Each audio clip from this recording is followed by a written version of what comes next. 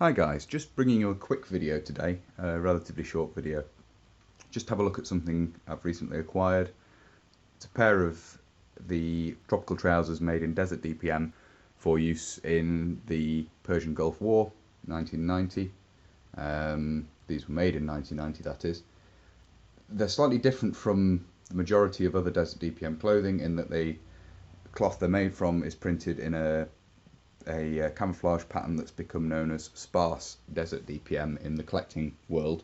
Not an official designation, of course. We just, being humans, we like to categorize things into types and so on. It's merely a different sort of cloth, the different print of cloth that these were made in. To a degree, it indicates earlier manufacture. Certainly, I believe there were two companies who made the trousers and the shirts in sparse print material. Compton and Webb, which is the company who made these, and I forget the other one off the top of my head, unfortunately. I'll put that in the description of the video. As I say, there's not a different pattern or anything like that. It's purely a variation of the cloth that was used.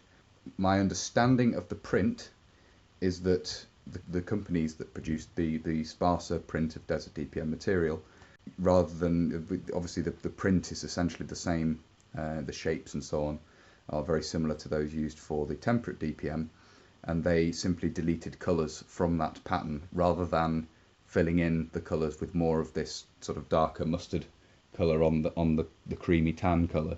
They simply deleted some of the colours, so you end up with bigger gaps between the pattern. However, the majority of clothing issued out in the Persian Gulf War consisted of what we know as sort of more of the standard look of desert DPM, which is this. And you can see the difference in the density of the pattern. Now, these trousers are both made by Compton and Webb. They both have the same contract number. They're simply made of a different printed cloth. There's no other variation at all in the pattern.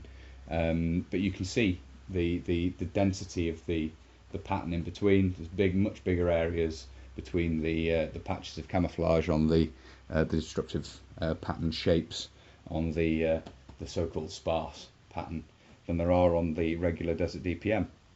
There are, I believe, two prints of this that vary very slightly, but beyond that, there's really not much else to this. The sparse print, as it's called, or as it's known to collectors, as I say, is certainly quite a lot rarer than this. I mean, these are very common to pick up. It's becoming more and more sought after and rarer to find, so I wanted to pick these up when I saw them. And they're just it's just somewhat of an interesting thing from the point of view of kit produced for, well, to a degree rushed into service for the Persian Gulf War, and that you get these variations in designs from the cloth and so on. There are also manufacturing variations. I'll be doing another video on the Gulf War desert DPM clothing at some point, which will go into that in more detail. But today I just wanted to have a quick look at these. Obviously the sparse print is interesting, and they've just arrived, so I was interested to talk about them. So yeah, I hope you found that interesting as well, and until next time, bye for now.